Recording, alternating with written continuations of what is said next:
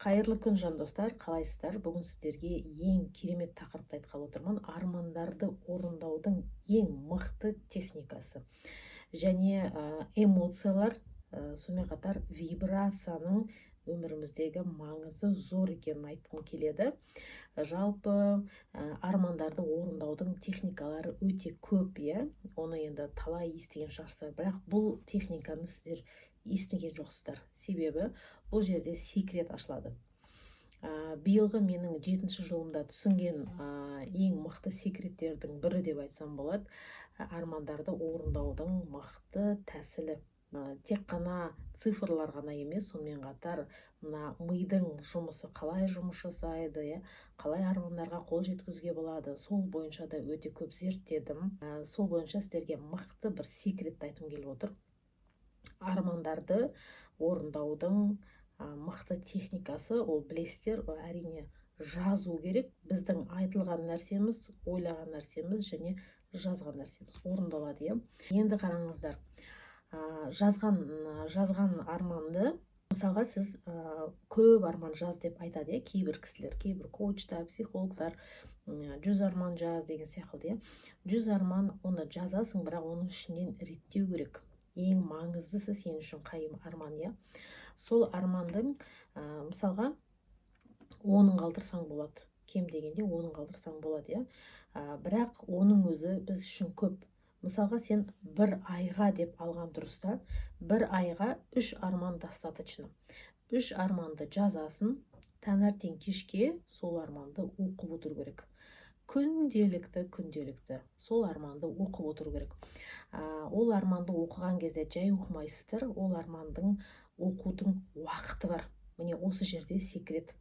Оны қай уақытта ол арманды оқу керек. Оның секреті адам бірнеше состояниеда болады. Жалпы альфа состояние, бета состояние дегендер бар, Біз жалпы мына қазір өмірде өмір сүріп жүрген кезде бета состояниясында жүрміз, Ал сен альфа состояниясында қай кезде боласың?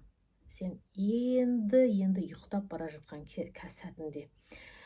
Көзің ілініп бара жатады ғой, вот сол сәтте сен альфа состояниеда боласың. Не ары емес, не бері емес, сол ұйықтап бара жатқан сәтте. Және де ұйқыдан таңертең тұрған кезде. Ұйқыдан тұрған кезде сен сол альфа состояниеда боласың. Сол моментте сол арманыңызды прям сезініп тұрып, как будто это уже сіздің өміріңізде, сіз сол өмірді сүріп жатырсыз. Сол состоянияға кіру керексіз. Бұл жерде состояние дегеніміз не? Ең басты ключ ол состояние. Состояние дегеніміз не? Состояние дегеніміз ол ой мен сезімнің қосындысы. Ол состояние. Ол яғни күй. Сіздің күйіңіз сондай болу керек. Сіз сол арманға жеткенде, сіз қандай состоянияда боласыз?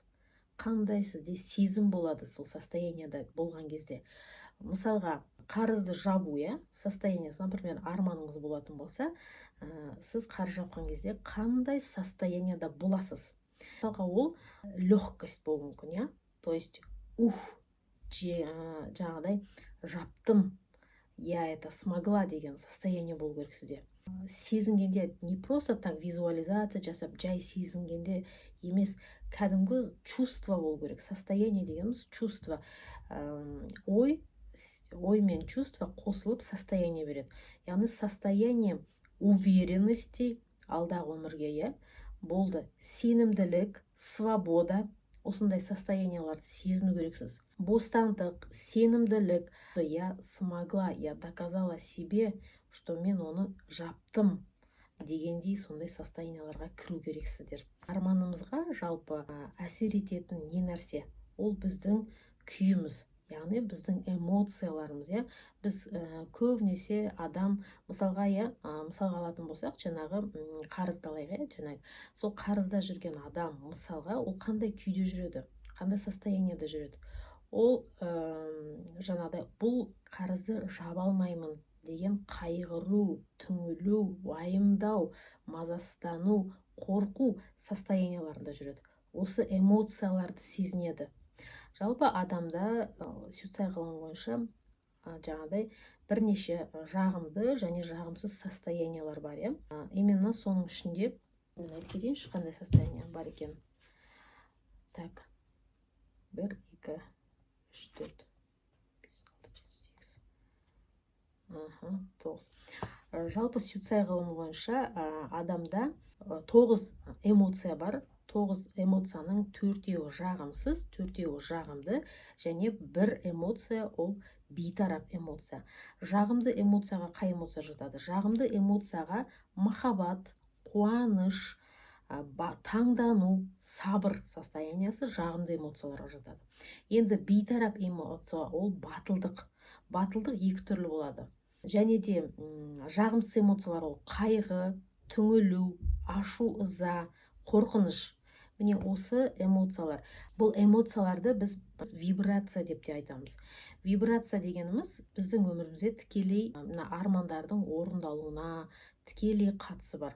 Себебі мына эмоциялар осы вибрацияда, сіз қандай вибрацияда тұрсыз жалпы, соған байланысты болады сіздің арманыңыздың орындалуы.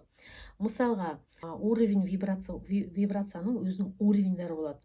Мысалға, ол бәленбай герц. Например, қуану осыншама герц деген сияқты. Мен точно білмеймін қанша герц екен, қуану қанша герц, благодарность қанша герц екен.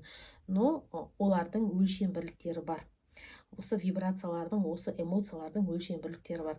Мысалға айтып кетейін сіздерге, ең төменгі вибрация ол жағдай қорқу, өзіңе сенбеу, депрессия, жаңағыдай күшің әлсіз болып, күшің кетіп қалу, прям шаршаңқы, ешқандай энергияның жоқ болуы, осының барлығы низкий вибрация, төменгі вибрация болып.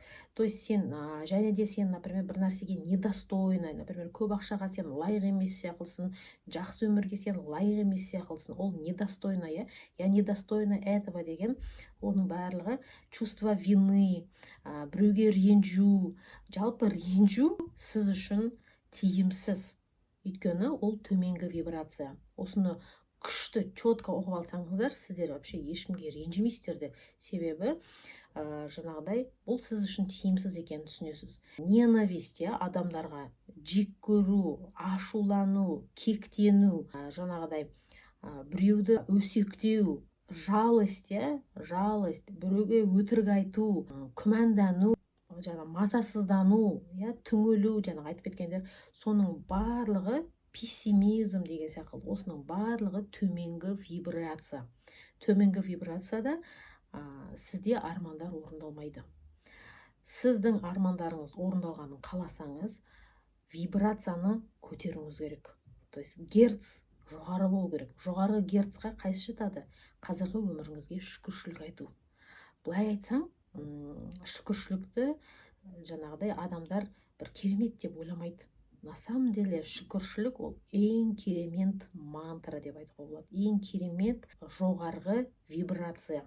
Сондықтан барлық нәрсеге шүкір айтыңыз. Осы видеоны көріп отырғаныңызға шүкір айтыңыз, что сізде интернет бар, что сізде үйіңізде телефон, қолыңызда телефоныңыз бар, что бала-шағаңыз аман-есен, үйіңізде тамақ бар, су бар, аяқ қолыңыз істеп тұр, анасыз ба, әкесіз ба, оған да шүкір айтыңыз. Сол аналық сезімді сезінгені үшін шүкір айтыңыз. Балаңыздың тәтті қылығына шүкір айтыңыз. Барлық нәрсеге шүкір айта бастаған кезде, ол өте жоғарғы вибрация. Осы шүкіршілік каждый мелочқа үйіңіздегі даже қайғыға, даже үйіңіздегі проблема болса, соған да шүкір айтыңыз. Что сіз проблемаңыз бар сіздің, сіз өйткені тірісіз. Сондықтан каждый мелочқа шүкір айтқан кезде сіздің вибрацияңыз жоғарылайды. Сіз жоғары вибрацияға шығасыз. Сізде мүмкіндік жоғарылайды. Арманыңыздың орындалуына мүмкіндіктер жоғарылайды. Төменгі вибрацияға түстіңіз ба, арман орындалмайды. Сондықтан әрдайым жоғарғы вибрацияда жүру сіз үшін тиімді. Енді жоғары вибрацияларды тыңдаңыздар. Қандай жоғары вибрациялар бар? Қуану. Каждый сәтке қуану. Одан кейін жаңағы шүкіршілік, сабырлық, позитивный настрой, әрдайым позитивта жүру, сену, арманыңыздың орындалатынына сену, көңіл күйіңіздің жаңағыдай қанағаттану көңіл күйі. Біз көпшілікте адамдар қанағаттанбайды, неудовлетворенность. Ол төменгі вибрация, неудовлетворенность. Ал жоғарғы вибрация ол удовлетворенность, то есть көңіліңіз толушылық. Осының барлығы жаңағыдай өте жоғарғы вибрация болып саналады. Қуану, махаббат. Махаббат өте керемет жоғарғы вибрация. Адамды жақсы көру, кез келген адамды жақсы көру. Осының барлығы жоғарғы вибрация. Және де, мен сіздерге айтайын, Сюцайда бізде өте керемет айтылып кеткен. Жоғарғы вибрацияда болған кезде адам, жақсы, жағымды эмоцияда болған кезде жаратушы сені естиді. Жаратушы сені естімейді, егерде сен төменгі вибрацияда болсаң. Егер сен жағымсыз эмоцияда болсаң, сені естімейді. Сол себептен армандар орындалмайды. Ең басты главный секрет сіздерге айтып отырмын қазіргі таңда. Міне, қараңыздар, мына жерде міне біздің Сюцайдың осындай керемет плакаты бар. Бұл біздің Жанат Қожамжаров ұстазымыздың жасаған плакаты. Қалай керемет плакат, осы плакат. Адам жағымсыз эмоцияда болған кезде осындай қара қасқырға айналады. Ал жағымды эмоцияда осындай ақ қасқырға айналады. Жағымды эмоция, міне жазылып тұр мында. Жаратушыдан алыстағың келсе, онда қайғыр, түңіл, ашулан, қорқ. Міне, егер жаратушыдан алыстағың келсе, сені жаратушы естімейді бұл жерде. Жаратушыға жақындағың келсе, сабырлыққа кел, қуан, махаббатыңды оят, таңдан. Міне, мына жерде даже екі адамды келтіріп қойған, мына жерде міне жағымсыз энергия 100%, жағымды энергия 1% болған кезде, осылай жүрек арқылы жаңағыдай біздің жүрегімізге осылай келеді, осындай эмоция, жүрегіміз біздің басымызға, программа умаға бұйрық береді. Сол бұйрық келген кезде адамның бүкіл денесі жаңағыдай жағымсыз эмоцияға толады, вибрациясы төменге түседі. Адам денесінің барлығын токсиндер қаптайды, токсин шлактар. Міне, осылай жұмыс жасайды. Енді мына жақта міне керісінше жағымды эмоция 100%, жағымсыз эмоция 1%. Бұл жерде де жүрек арқылы біздің миымызға сигнал кетеді, бұйрық кетеді. Бұйрық кеткен кезде бүкіл дене бойымызды позитив, бүкіл денемізбен сеземіз, жаңағы қуанышты, махаббатты.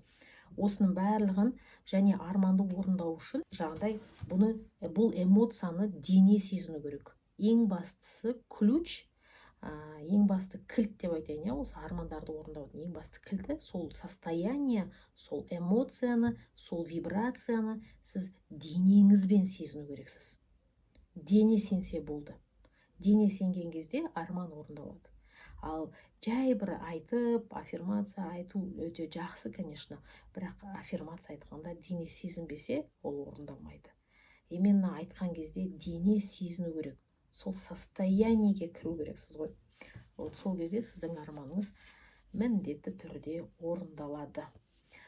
Осы состоянияға келуге сіздерге тілектеспін. Және де жақында енді бір айдың көлемі қалды ғой, жаңа жыл келе жатыр. Осы декабрь айында, жалпы желтоқсан айында сондай армандарды орындауға өте керемет мүмкіндік, өйткені өте праздничный, сондай бір настроение болады, адамдарда позитив болады. Армандар неге орындалады жаңа жылдың қарсаңында жасалған армандар көбінесе? Себебі адамдардың бәрі көңілді болады, қуанып жүреді, бір какой-то праздникті күтіп жүреді. Сол үшін де армандар орындалады. Жоғарғы вибрацияда болыңыздар, жоғары вибрацияда барлық армандар орындалады. Міне, бұл өте керемет тақырып, өте керемет түсінген адамға осы состоянияға кіруге тілектеспін барлық адамға. Және де бағана айтып кеткендей, бұл жерде армандарды орындау үшін жаңағы айттым, арманыңызды жазыңыз, және оны бір күн ғана оқымаңыз, оны 30 күн оқыңыз. Сол арманды, сол жазған 3 арманыңызды 30 күн бойы жағымды вибрацияда, жағымды эмоцияда оқысаңыздар, міндетті түрде орындалады.